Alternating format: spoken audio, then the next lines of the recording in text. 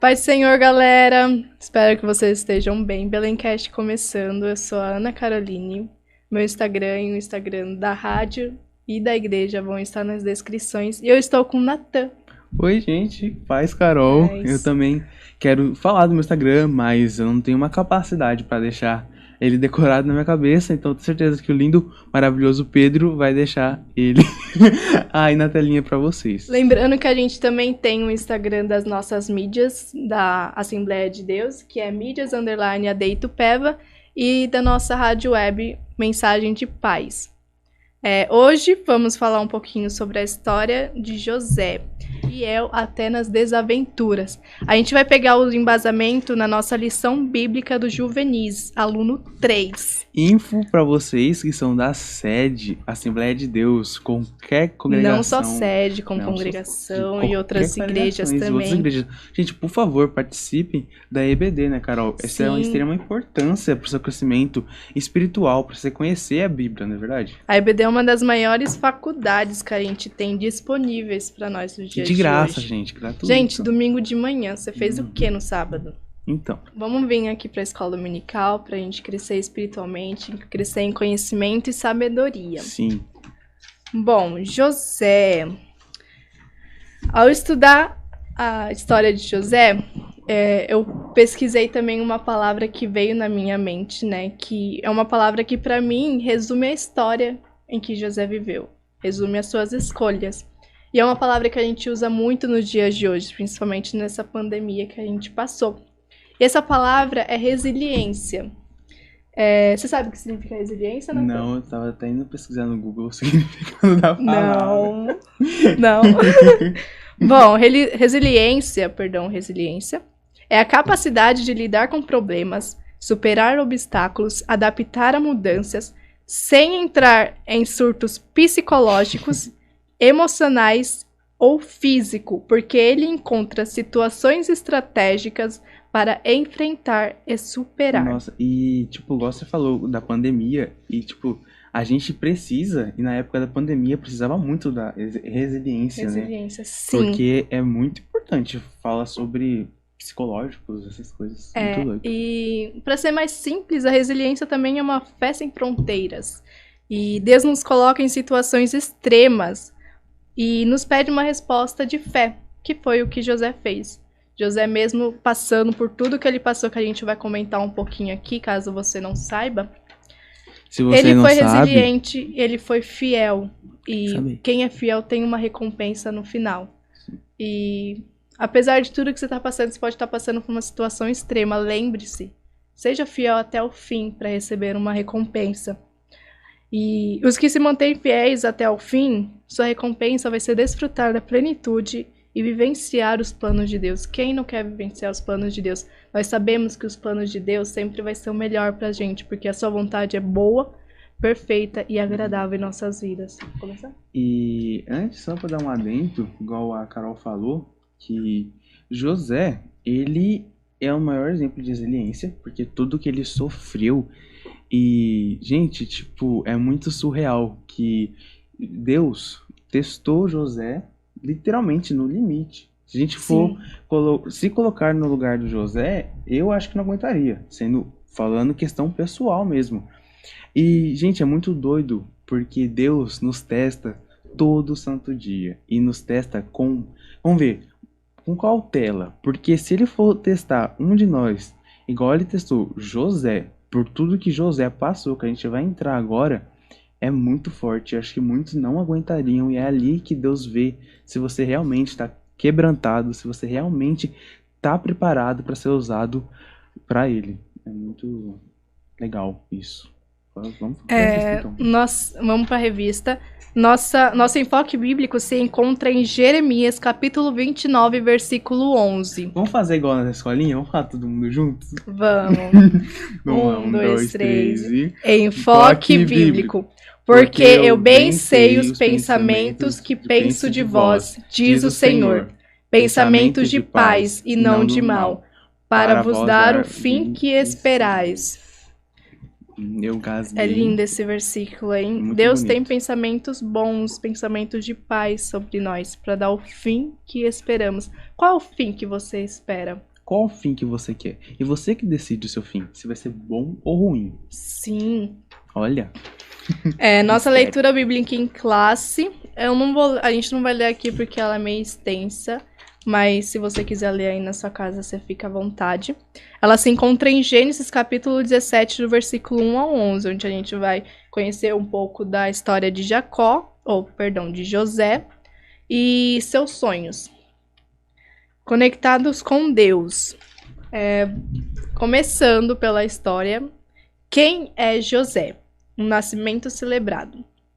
Lembrando que a história de José se passa no livro de Gênesis, a partir do capítulo 37, o versículo 1. E um terço de Gênesis é voltado para José. Então, do 37 para frente, você vai acompanhar a história desse personagem incrível da Bíblia. sim.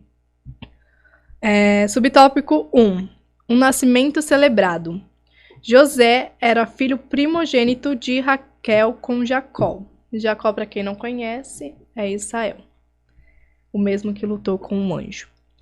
O nascimento do menino carrega um fator sobrenatural e é recebido por seus pais como um milagre. Isso porque José nasceu na velhice de Jacó.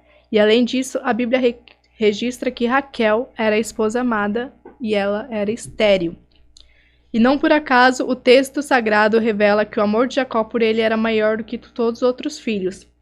E o nome do menino é estrategicamente escolhido por seus pais, já que José, que vem do hebraico Yosep, significa que ele, Deus, acrescenta filhos, ou possa ele acrescentar. Nossa, muito engraçado, né? Que Raquel era estéril.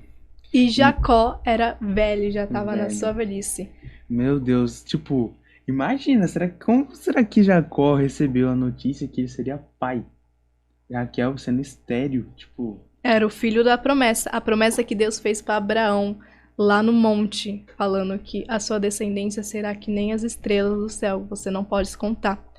E para que essa promessa seja cumprida, Jacó gerou José, e a José a gente vai ver toda uma promessa feita na vida dele, tanto a promessa que Deus fez lá atrás, quanto a promessa que Deus fez na vida dele, direto com os sonhos. A predileção de José. José fazia a sua parte para atrair essa atenção especial. Ele levava a Jacó as informações sobre as más condutas de seus irmãos. Contudo, podemos dizer que esse status de filho predileto torna-se oficial e explícito quando Jacó o presenteia com uma túnica colorida aos 17 anos. X9, gente. Já vamos falar em tempos atuais. Vamos, né, José? Por favor, você era muito X9, tá? Pra quem não sabe, X9 é fofoqueiro. Mas, gente, todo mundo já foi fofoqueiro, né? É um pecado, mas vocês vão entender o porquê é tão preocupante o que fizeram com o José. Pode continuar, Carol. Essa predileção que Jacó tinha por José causava ciúmes em seus irmãos. E isso se agravou, podemos dizer assim, depois que Jacó deu a túnica colorida para José nos seus 17 anos.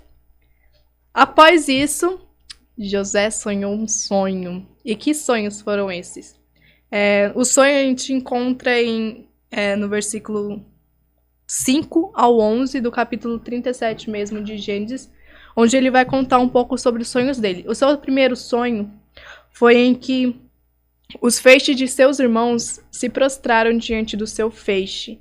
Isso causou muita intriga entre ele e seus irmãos, porque eles não aceitavam que um dia eles poderiam se prostrar diante de Jacó. Jacó sendo pequeno, Jacó sendo o mais novo da família. E o seu segundo sonho, que mostra no versículo 9, fala sobre o sol, a lua e 11 estrelas se prostrarem diante de José. José teve esse sonho e ele contou para sua família, não só esse, como os outros também, né?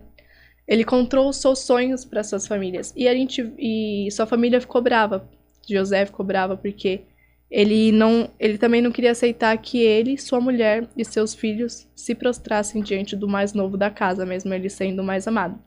Isso a gente pode ver que nem tudo que a gente sonha, nem todos os nossos sonhos podem ser contados. É melhor guardar no coração, sendo construído, porque primeiro a gente projeta e depois a gente conta.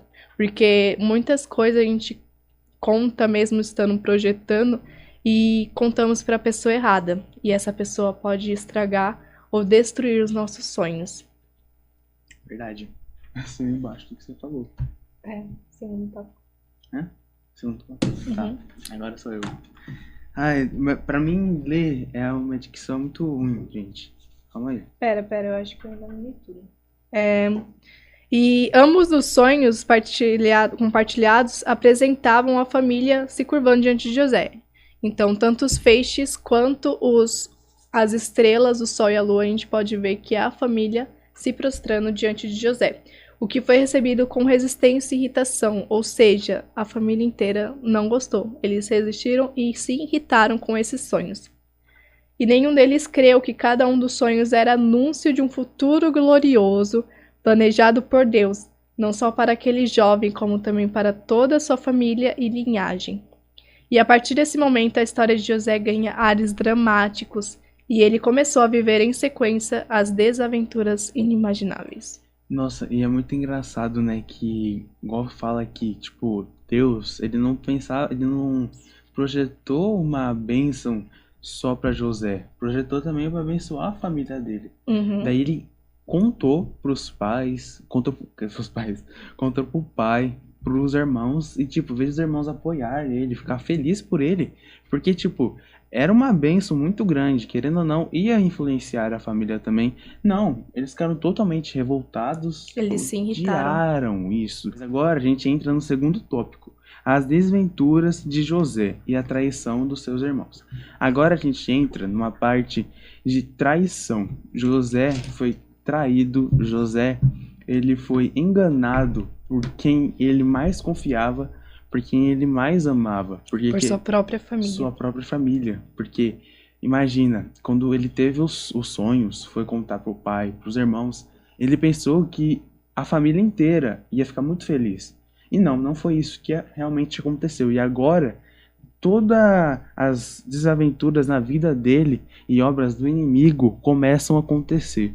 E vocês vão entender o porquê e o porquê do contexto dessa história para chegar no final e ver a grande vitória de José. Já dando um spoiler, tá? Ele dá a volta por cima e consegue um bom status na vida dele. Então bora lá. Segundo tópico, as desventuras de José, a traição dos irmãos. O ódio que crescia no coração dos irmãos de José ganhava força e se materializou em um plano cruel. Certo dia, José foi enviado por seu pai para encontrar com seus irmãos longe de casa, os quais vieram a situação uma oportunidade de matá-lo. Não fosse o irmão mais velho Rúben, o plano inicial teria sido executado. Diante de alternativa, os irmãos lançaram numa cova e ao passar uma caravana de ismaelitas e midianitas de Judá.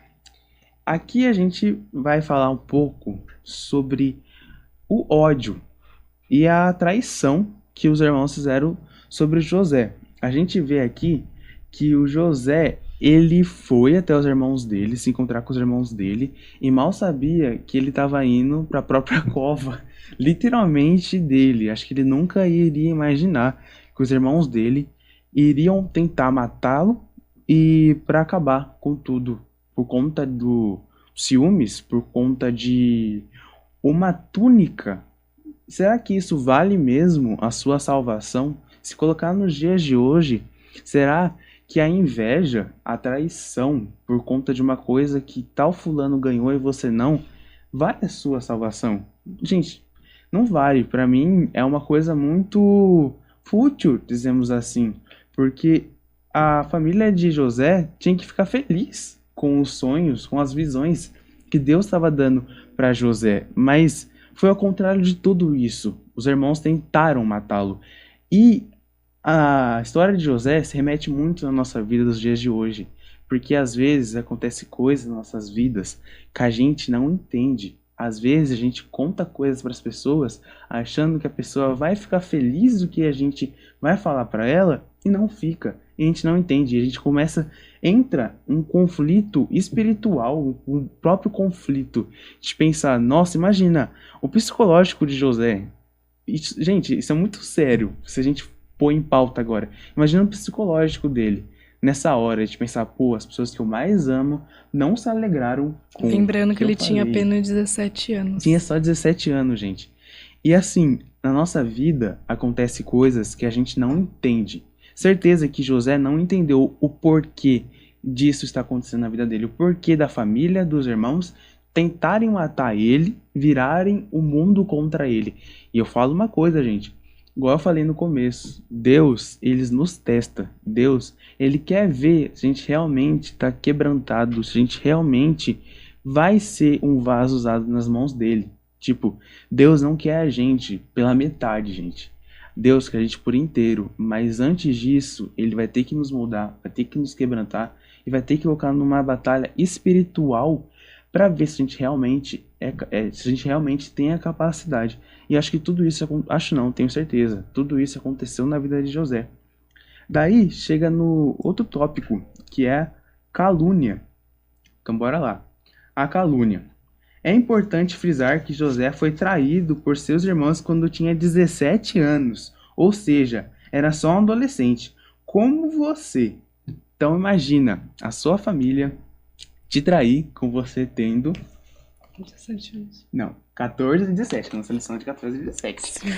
Então imagina a sua família... Mas outras pessoas estão vendo também, né? Para todas as famílias, para todo mundo que tá vendo, mas eu vou falar aqui da nossa revista.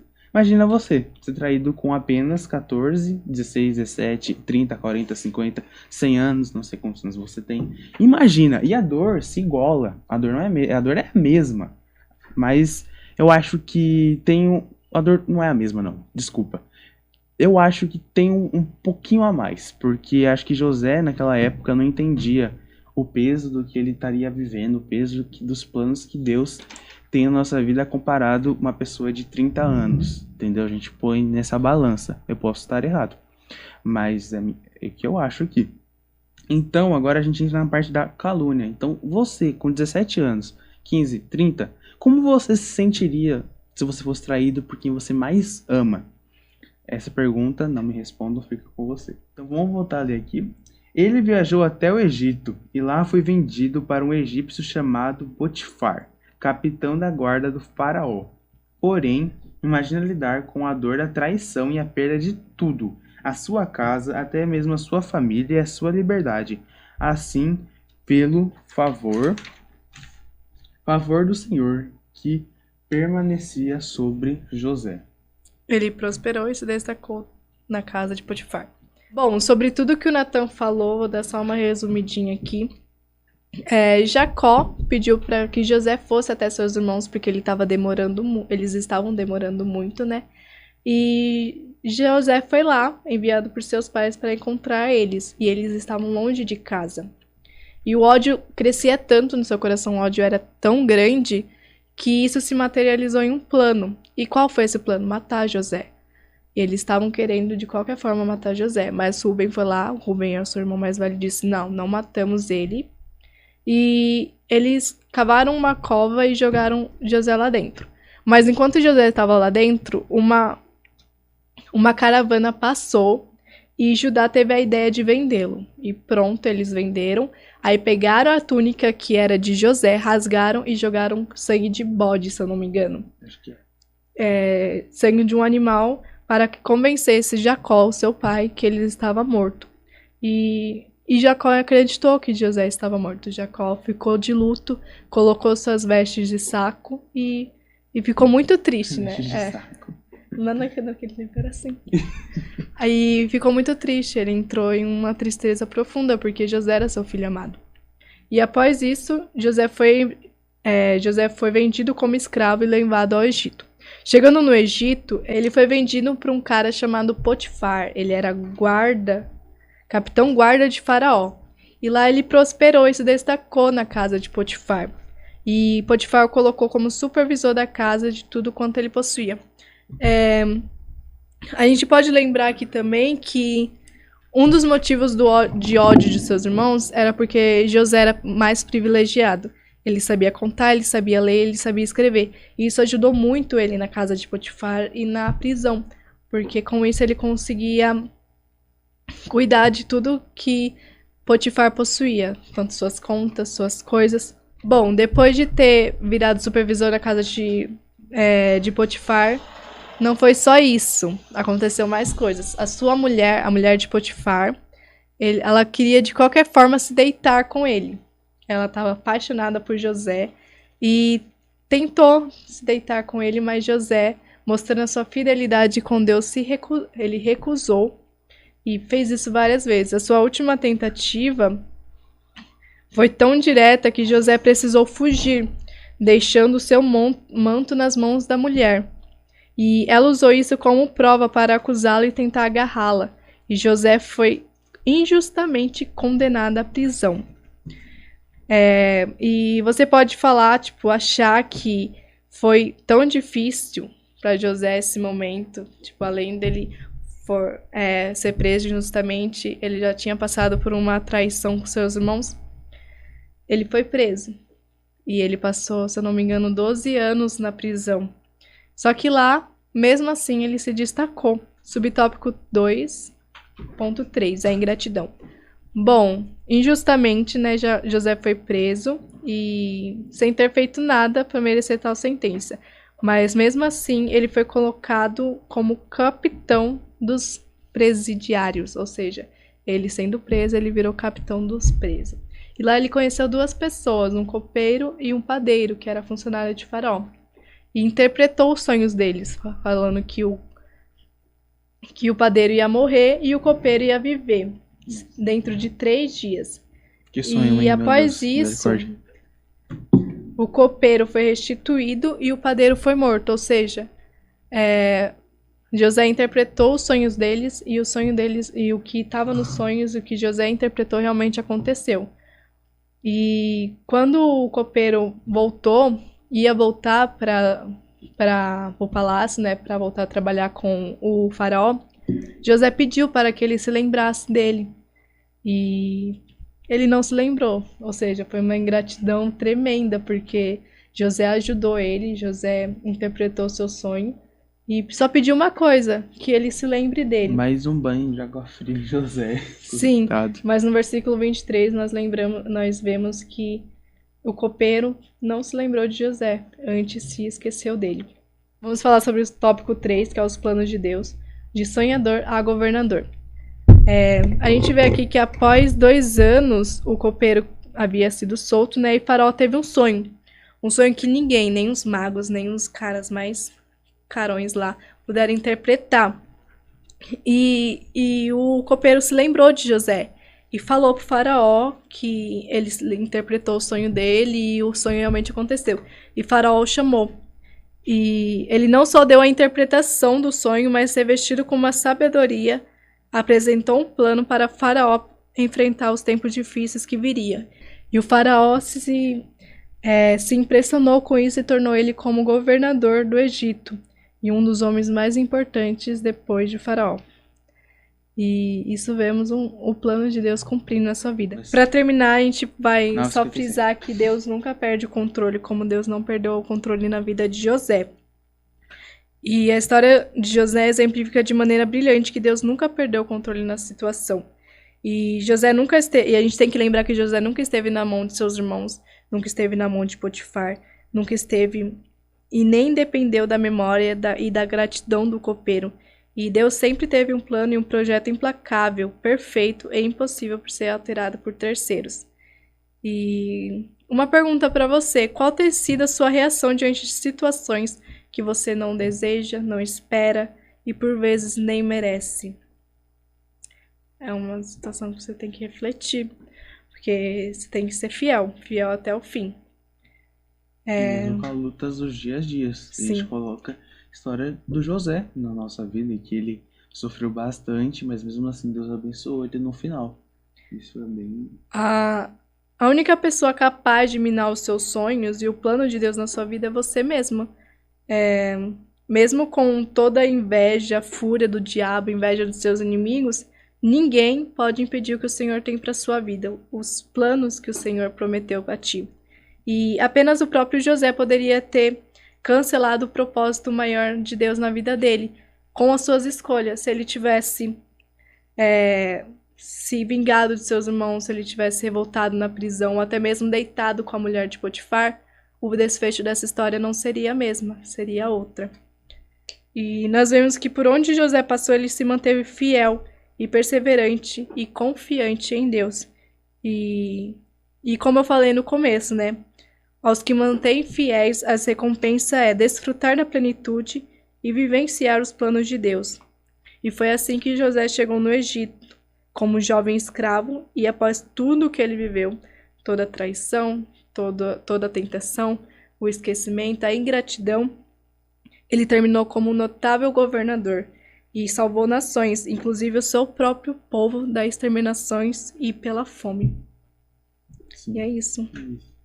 Muito Conclusão. lindo. A conclusão é que a gente acho que falou a conclusão, a palavra toda, que a conclusão nessa lição tá bem escancarada. É que sempre se mantém firme, sempre se mantém ativo na palavra de Deus.